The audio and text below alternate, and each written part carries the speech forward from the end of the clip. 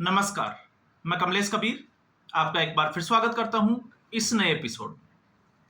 वैसे आज देश और दुनिया में सबसे बड़ी खबर नेपाल से है, लेकिन उससे भी बड़ी खबर भारत के लिए और राजनीतिक तौर पर सीपी राधाकृष्णन भारत के नए उपराष्ट्रपति बन गए हैं। आज वोटिंग प्रक्रिया होनी थी और वोटिंग प्रक्रिया के बाद में एक बार फिर जो है वो विपक्ष के लिए वोट चोरी हो गई। वोट चोरी कैसे हुई हम उसका आकलन करें उससे पहले कुछ तथ्यों पर हम नजर डालते हैं इस चुनाव परिणाम को। जैसा कि एनडीए भारतीय जनता पार्टी का जो गठबंधन था वो पहले से ही निश्चिंत था कि उनके पास 425 के आसपास वोट है और कल से यह दावा किया जा रहा था।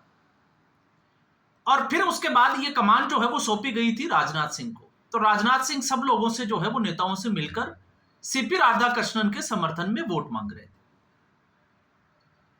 दूसरी तरफ विपक्ष की हम बात कर रहे थे और विपक्ष के जो संयुक्त गठबंधन जो था उसके पास 312 वोट थे। ये कल तक का हमारा कल मैंने जो वीडियो बनाया था आपने देखा होगा और उसमें मैंने एक बड़ा दावा भी किया था। तो वो सारा जो है वो आज सामने निकल कर आ गया। अब ऐसे में आज का चुनाव परिणाम क्या हुआ, क्योंकि कल हमारा जो आकलन था वो 782 वोटों पर था, लेकिन आज कुल मत पड़े 767 जिसमें से इनवैलिड मतों की संख्या रही 15 और क्रॉस वोटिंग जिसको कहा जाता है उन मतों की संख्या जो है वो लगभग रही 14। अब आप सोचकर देखिए, वोट चोरी नहीं कहोगे तो फिर इसको क्या कहोगे? क्योंकि विपक्ष इस चुनाव परिणाम के बाद साफ तौर से दिखाई देता है कि विपक्ष के मतों की चोरी हुई है या सीधे तौर से क्रॉस वोटिंग हुई है। तो जहां 425 एनडीए विश्वस्त था उसके मुकाबले एनडीए को मिले 452।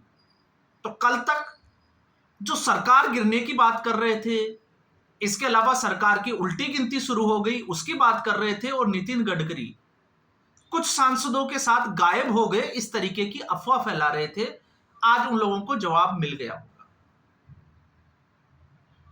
अब सुदर्शन रेड्डी को वोट मिले हैं 300।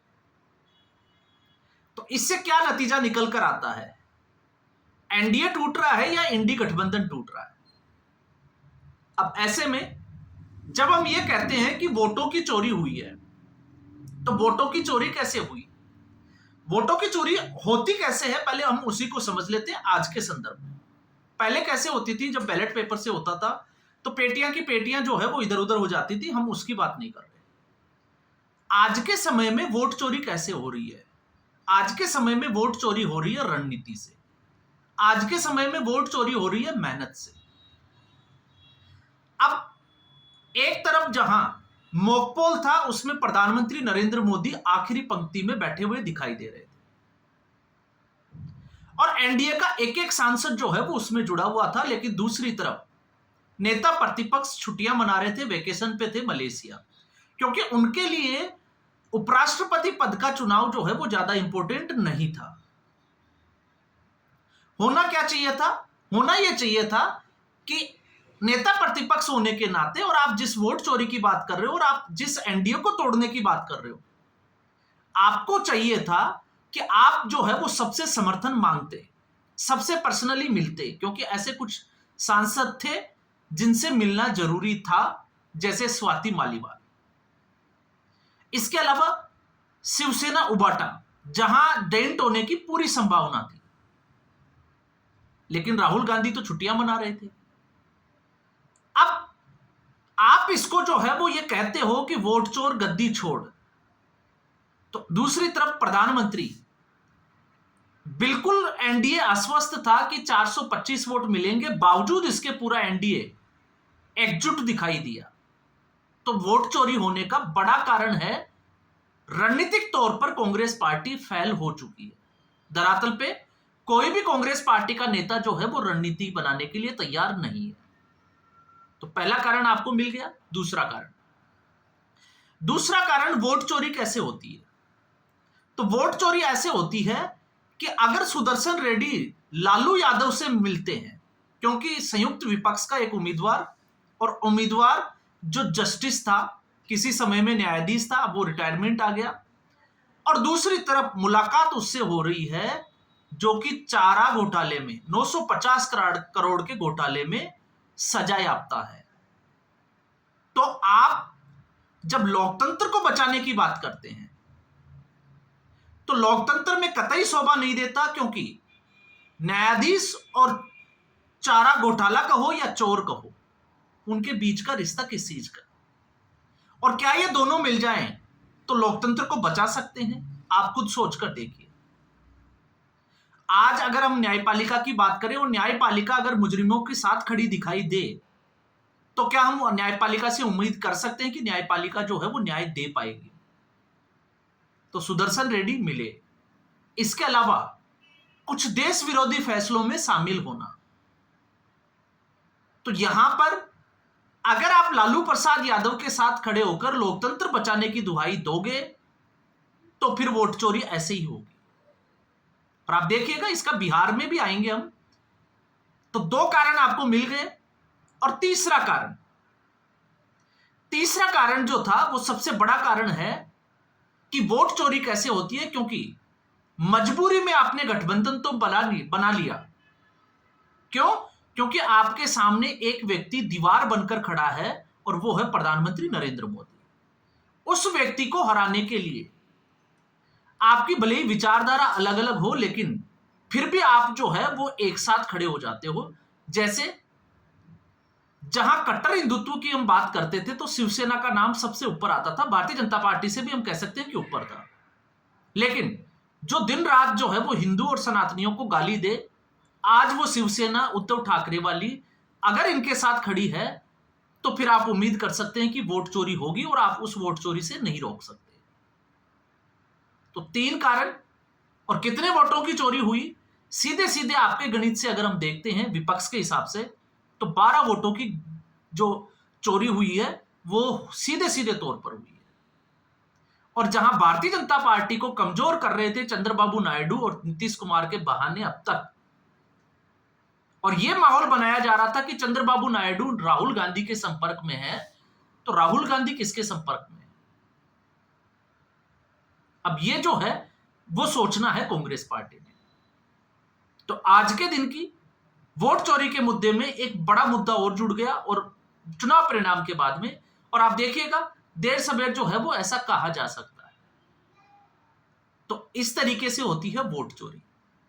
और अब यही वोट चोरी, क्योंकि बिहार के चुनाव के नाते विपक्ष जो है वो दंभ भर रहा था, तो बिहार चुनाव में भी इसी तरीके से वोट चोरी होगी। बाकी चुनाव आयोग की जो गड़बड़ी है, उस प्रक्रिया में जो गड़बड़ी है, चाहे वो मानवीय गलतियां हैं चाहे टेक्निकल गलतियां हैं, हम उसके ऊपर तो अभी जो है वो बात ही नहीं कर रहे। तो आप देखिए खेल जो है वो किस तरीके से हुआ है। और सबसे बड़ी बात, जो इनवैलिड वोट हुए, तो इनवैलिड वोट जो है वो विपक्ष के ज्यादा हुए हैं। क्यों हुए हैं विपक्ष के? क्योंकि आप मॉक पोल में शामिल ही नहीं होते, क्योंकि आपको जरूरत ही नहीं है। आप चुनाव में कैंडिडेट को खड़ा तो करते हो, लेकिन आप उसके जिताने की जिम्मेवारी लेते ही नहीं। तो साफ तौर से पहले ही लग रहा था कि एनडीए जो है वो भारी मतों से जीतेगा, और एनडीए की भारी मतों से जीत हुई है। तो आज का चुनाव परिणाम, अब अगर आप इसको बिहार के संदर्भ में जोड़कर देखते हो, तो आप बिहार से क्या उम्मीद करते हो? और कल के वीडियो में जब मैंने वीडियो बनाया था लालू प्रसाद यादव और सुदर्शन रेड्डी का, उस वीडियो को आप ध्यान से सुने। मैंने कल ही बोल दिया था कि ऐसा कुछ जो है वो होने वाला है। तो एनडीए को तो 425 के मुकाबले 452 वोट मिले हैं, लगभग 27 वोट ज्यादा। तो आखिर ये 27 वोट कहां से आए? तो ये 27 वोट उनसे आए जो ना एनडीए में शामिल थे, ना जो है वो इंडिया अलायंस में, या हम कहें कि संयुक्त विपक्ष में शामिल थे। तो वहां से ये वोट मिले हैं।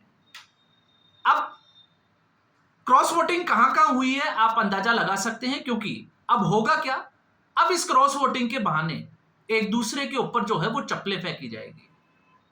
शिवसेना कहेगी कांग्रेस ने क्रॉस वोटिंग की है, कांग्रेस कहेगी शिवसेना ने की है, वो कहेगा समाजवादी पार्टी ने की है, फिर तीसरा आके बोलेगा कि नहीं नहीं आम आदमी पार्टी ने की है।